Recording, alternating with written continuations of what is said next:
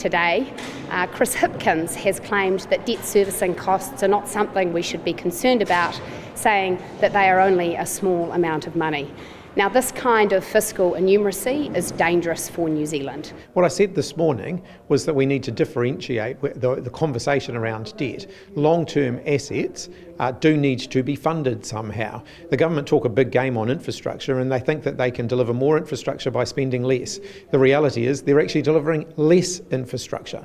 We are effectively borrowing to invest in hospitals, schools and roads, and we will continue to do so, which is why we're not saying debt should get to zero, it should be at a healthier level. Our government's view is that we need to be responsible with debt management so those costs don't spiral out of control.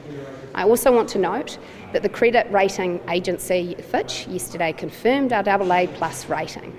This is significant because it affects not only the cost which New Zealand can borrow from the world, but also the cost that everyone with a credit card debt, a mortgage or a loan pays for their debt in New Zealand. And our government is taking a responsible approach to managing the finances so that those costs don't rise for New Zealanders. The biggest risk to New Zealand's rating and therefore our debt servicing costs is a walk away from the culture of fiscal responsibility that has characterised our country. It is very clear to me that Chris Hipkins is laying his stake in the ground, that he is prepared to walk away from that.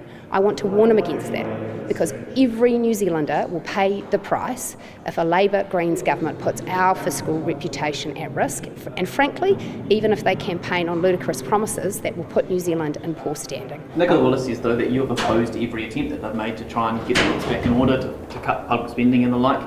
So how do your words ring through? Well, if she means we oppose the $3 billion tax cuts for landlord, the $200 million tax cut, $300 million now tax cut for tobacco companies, the $500 million for tech giants like Facebook and Google, yes, we did oppose those things. That's all money that could be better used actually dealing with the government's budget deficit.